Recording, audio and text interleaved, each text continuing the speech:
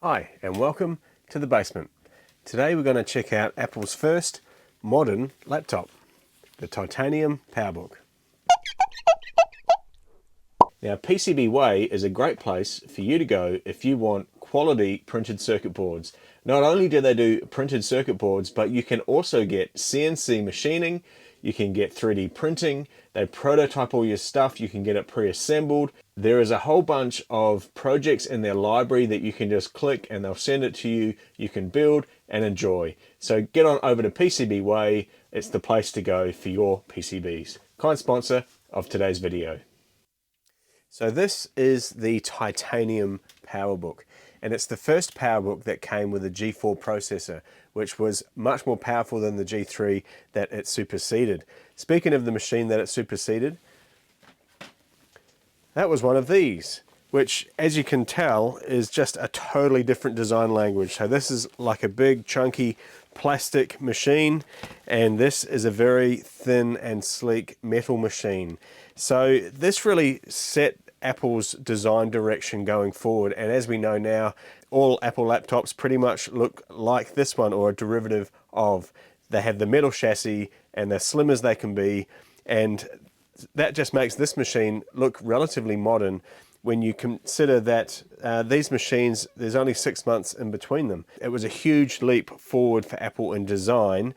However, it wasn't a huge leap forward in durability. So there was a lot of issues with the Titanium PowerBook.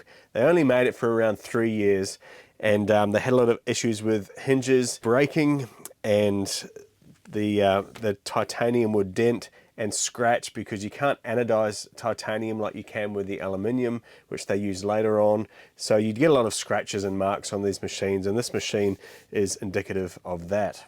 One very notable design decision for the Titanium PowerBook was more obvious to the observer, and that is the Apple logo has been flipped upside down. So the old one was right when you had the lid closed and you're looking at it, but as soon as you opened it, it looked wrong. Whereas the new one, they flipped it up the other way so that when the lid's closed, it looks upside down. But of course, when it's open to everyone sitting around you, it looks correct.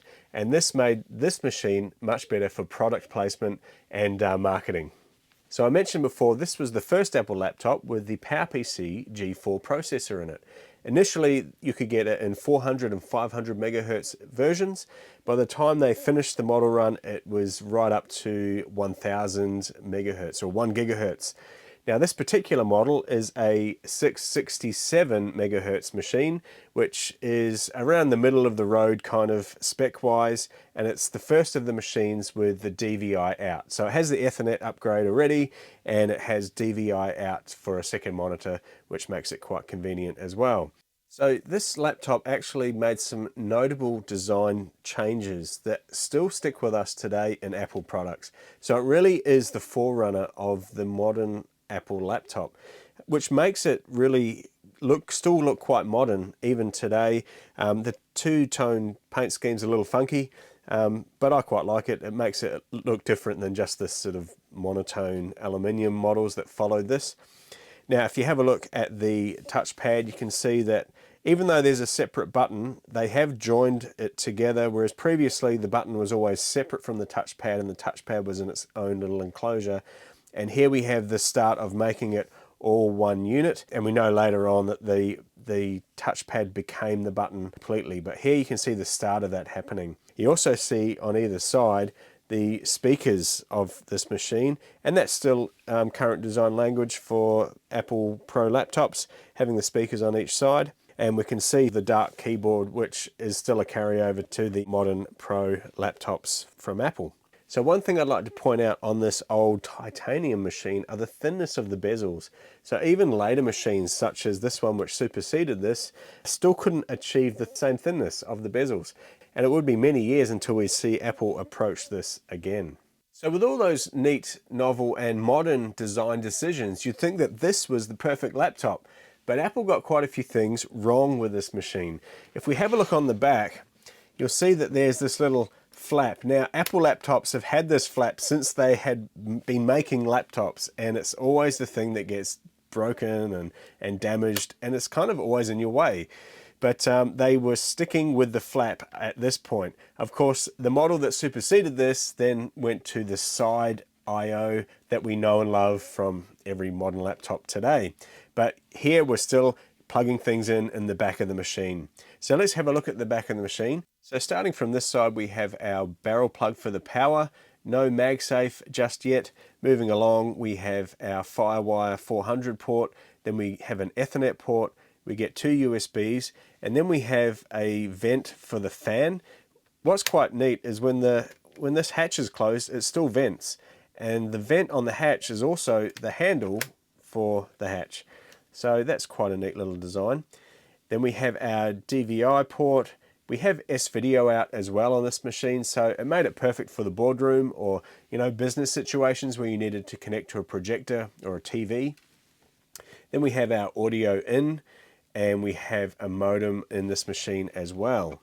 Now, while we're looking at the back, you'll notice the state of these hinges, and you can see all the paint that's been chipping off there. And that really highlighted the issue with these machines, is that they just couldn't get them to stay looking good. I mean, the titanium was such a great sales point, like, yeah, titanium laptop. Who wouldn't want a titanium laptop, right? Until the people that bought them realized that the paint doesn't stick to it, it just chips off. And you can see on my machine, it has a few dents and things on the surface as well. So it's just a little soft and not quite suitable for the rigors of a day-to-day laptop. So on this side of the machine, we have not a whole lot, just a vent and a Kensington lock. And on this side, we get our headphone jack, another vent. So in case you haven't figured this out, the G4 runs pretty warm. So lots of vents on this machine. And this also looks like a vent, but it's the door to the PCMCIA slot. And if we just poke that there, we can see that it's just a sprung door, and that's the release button to eject the card. So the front of the machine just has the latch button for the lid, and of course our slot loading CD drive. Another cool feature is the magnetic latch that Apple used for the first time on this machine. When there's a magnet nearby, this little latch swings out so that when you close the machine, it sees the magnet as it comes close and latches itself shut. And then as soon as you open it, the latch just recesses back in again. So you never actually see the latch, but it works perfectly. It's such a neat design from Apple. And of course they moved away from this after a few generations of it, but it's lovely to see it here working very well indeed. So on the back of the laptop we have a removable battery, which is something Apple did back then, and it made it super convenient. If you had a dead battery, you could just go and buy a replacement, and it was as easy as just slotting it in and you were good to go. So all that's left to do with this machine is to turn it on, check it works, and we're going to clean it a bit, get off all this old sticker residue and just give it a proper clean and a birthday. And I've got a few upgrades I want to do to it as well. So I have some RAM, so we can max out the RAM, and I have a solid state little drive here that we're going to install because I have a very specific use case for this machine, which I'll talk about a bit later. Let's get cleaning. We'll start by removing all the old stickers and the residue.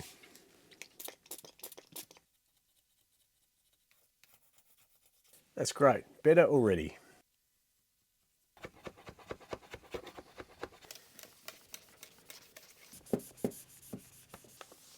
It's nice and clean, it feels a lot better, and it looks a lot better just from a simple clean. It's amazing what difference it can make to these old machines. Now we're going to turn it on and just check everything's working, see how much RAM's in there, see what kind of hard drive it has, even what operating system it is currently running. The battery actually still works on this, which is amazing, but I've got some power here because I don't know how long the battery actually works for, and I don't want it to die on us halfway through. So let's turn it on and we'll let it boot up. Okay, so we've booted into 9.2, and if we have a look at our system profiler, we can see that this machine has 256 meg of RAM, and for the hard drive it has a 30 gigabyte hard drive. Now, as well as the removable battery, this machine also comes from that era of Apple where they expected you to do upgrades, and so we have with the keyboard this really easy mechanism just to open up the keyboard, and you can flip it forwards and you can access the RAM. It's right there. So we know that this is the 256 meg stick, so we'll pop that out and I have 1 gig of RAM here, so I'll just pop that back in and we'll move on to the next upgrade.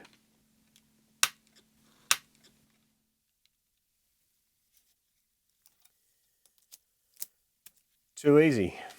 Okay, accessing the hard drive is a little trickier.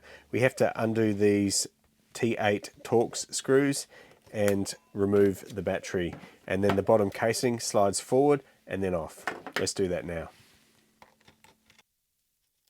Okay, we have our screws removed, battery removed, and we just slide the casing forward slightly and then it lifts up and off. Too easy.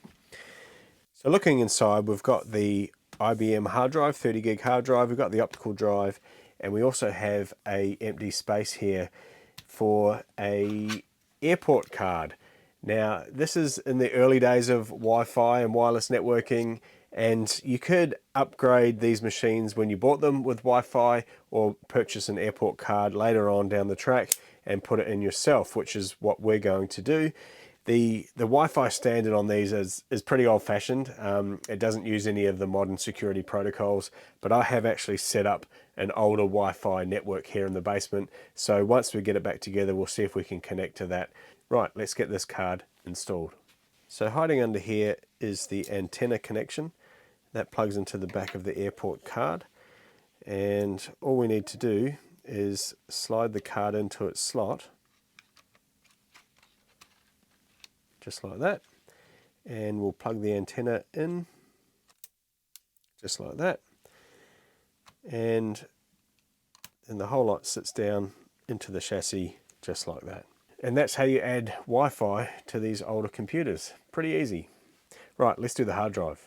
So the drive is held in on one side with this black bracket, which is fastened with 2 screws, and it uses this proprietary connector to connect to the motherboard. So we'll take this out first. Okay, that's the screws removed and it's just come right out. Next we'll pop the connector off the motherboard. And then with that, the hard drive just lifts right out of the machine. So this is the solid state storage that I am going to put in this machine. It's an mSATA chip, 64 gig. It obviously won't just plug in, but I do have this housing for it, which is also an IDE adapter, which is what we're going to need to connect this cable and connect it to the main board. So I'll swap everything over and we'll put it back into the machine. Okay, everything's swapped from one drive to the other, and I've even included the plastic shielding on here because there have been reports of these catching on fire, and I think it's because these pins underneath short out. So hopefully it doesn't happen in our machine. Now let's put it in and we'll turn it on and put an operating system on this machine.